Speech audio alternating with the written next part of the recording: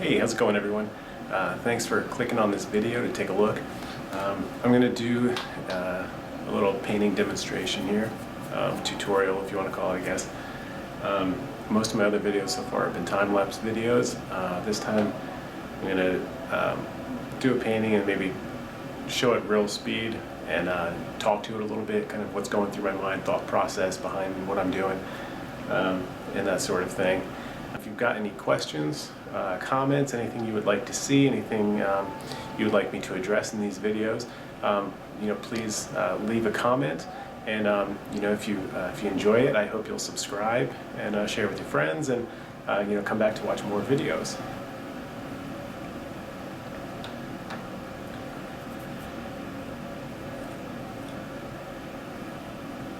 Alright, so I've got my paints set up here, and a bit of water for my cleaning my brushes and thinning out paints a little bit if need be.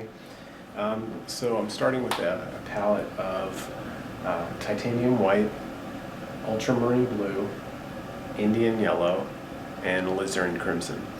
And the reason I'm starting with this limited palette is that it kind of helps, it can help keep overall harmony to the color of the painting. If you start adding a lot of different colors, sometimes your colors can get off and something just looks not quite right. So this is something that I do sometimes, is to start off the base of the painting, get the whole canvas covered first using just these three colors. And each one of these colors, the ultramarine blue, the Indian yellow, and the alizarin crimson, are transparent colors. So that's going to allow me to get some real nice deep darks as a base that I can then add some lighter colors and some highlights and stuff over to, without getting chalky. Some of the real opaque colors, they're opaque because they have white in them, and as they dry they can get kind of just chalky and dull looking. So if I start with these transparent colors and mix some my darks with those, it just provides a nice vibrant, dark, deep base to build the painting on top of. So the first thing I'm going to do is to just mix I'm going to start with my darkest darks and get a little alizarin crimson, a little ultramarine blue, throw a little yellow in there, and just going to start blocking into the real dark areas of the painting.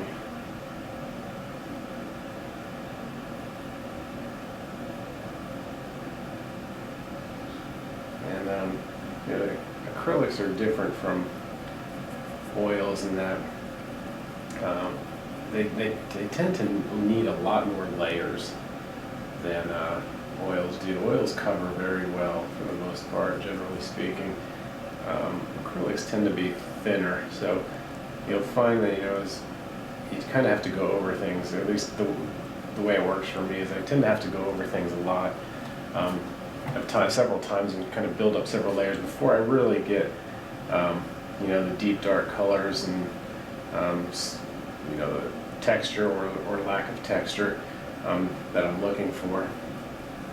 So one thing that can be frustrating is because of that, the paintings can kind of look pretty elementary at the beginning, and they can get discouraging sometimes for me.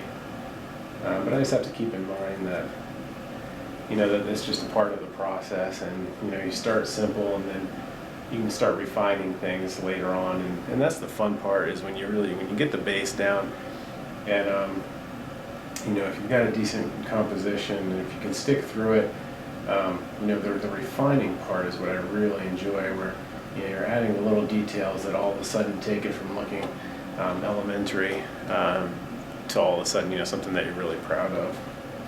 To have my paintings start off darker than they're ultimately going to end. And I find that it's easier for me anyways, to start with your dark kind of under colors and values that you see.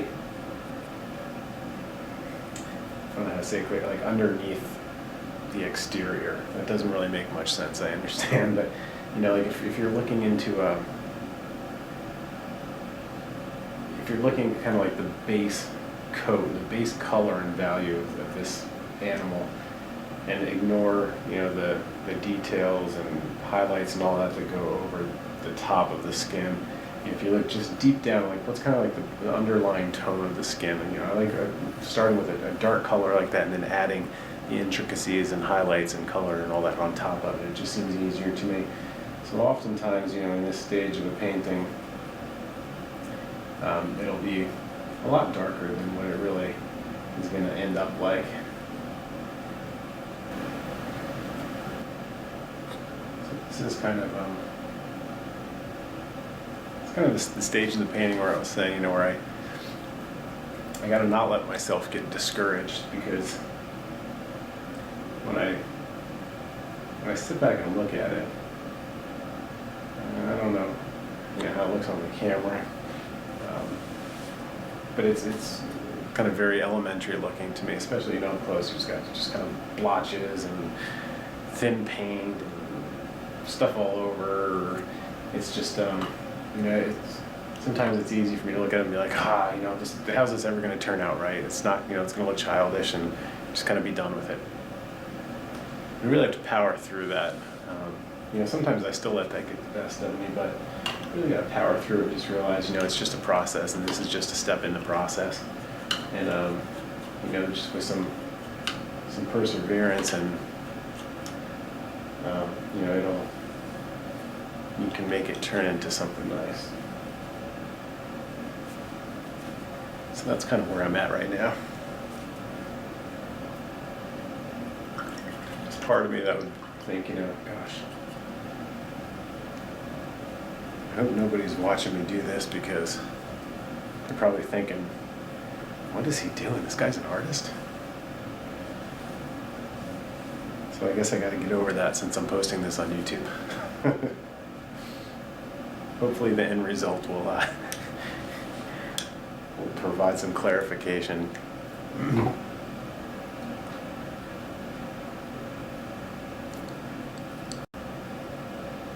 Often what will happen, you know, throughout the stage of the painting, I was mentioning, you know, values and how they relate to each other. Painting is very much a you know, a back and forth thing that constantly evolves throughout the course of a painting. What I mean is, like, you know, when you're starting off a painting, you put down a value, and you may think that it's pretty spot on, but then the next thing you know, you lay down some paint next to it and it looks completely different, and you realize you're completely off.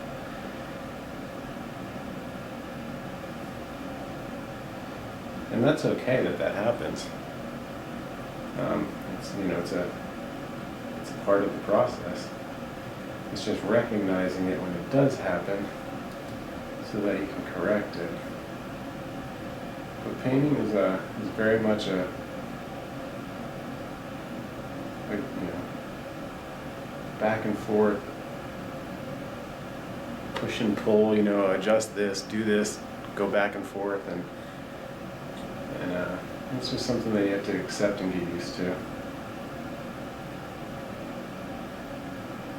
But I often find that it is that back and forth that can sometimes provide some of the really nice things about a painting. You know, you may put down a color that's wrong right now, and it, you know, it may not be what you intended, it may not be what should be there for the final painting, but it may be successful if you let a little bit of it shine through, just to provide some sort of, just to provide an extra little punch to the painting.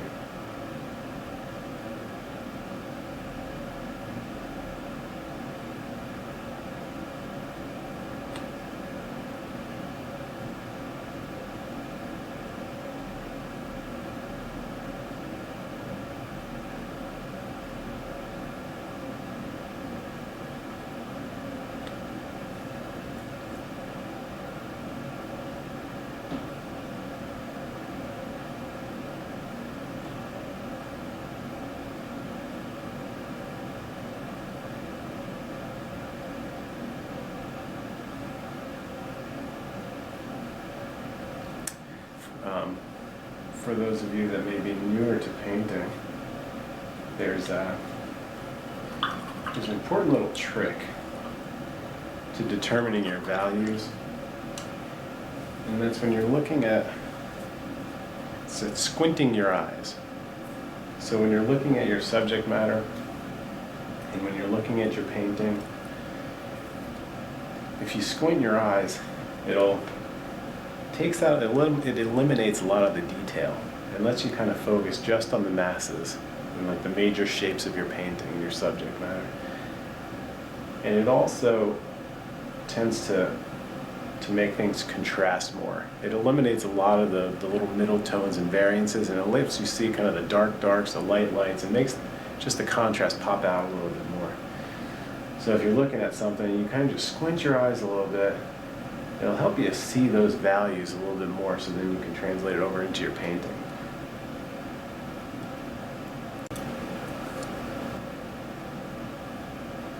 I think what I may do is, if this painting comes out nice,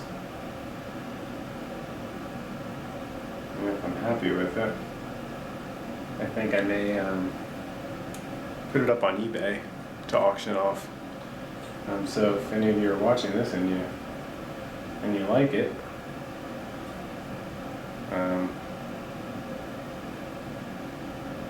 maybe an opportunity to get a good price on a painting that you got to watch from start to finish.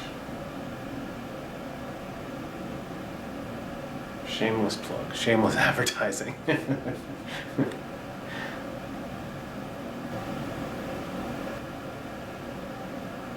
And I know that a lot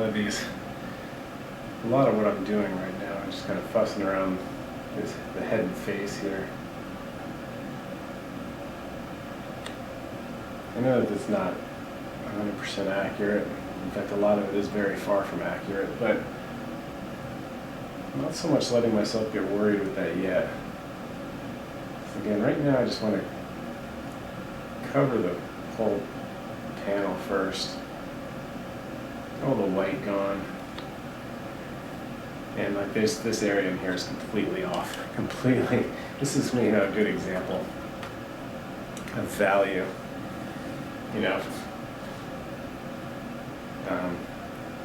This is way too light in here. But it's okay. It's more about just progressing. And here's an example of where value can really come into play. I've got this dark here and this deep dark background. And I've got the lighter color at the top of the nose here.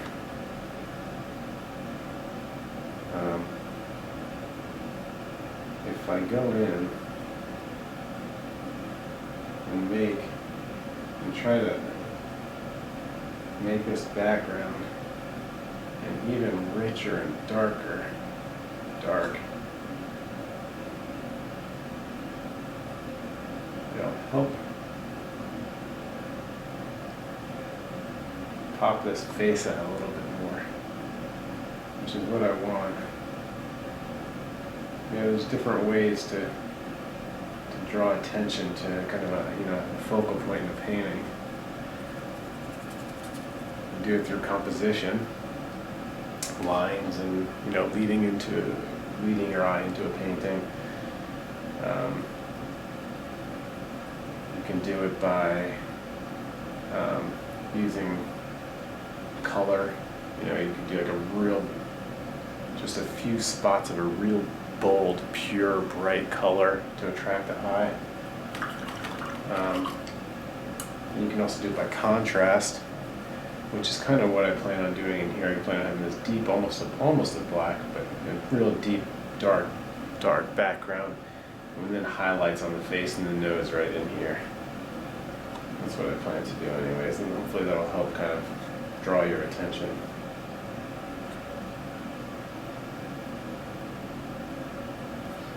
I'm actually using a smaller brush here on purpose right now. I think I'm going to switch back to a larger one. I want to just, the smaller brush kind of helps me get a lot of little variations in the water, texturally and with color. And now I think I can go in here and kind of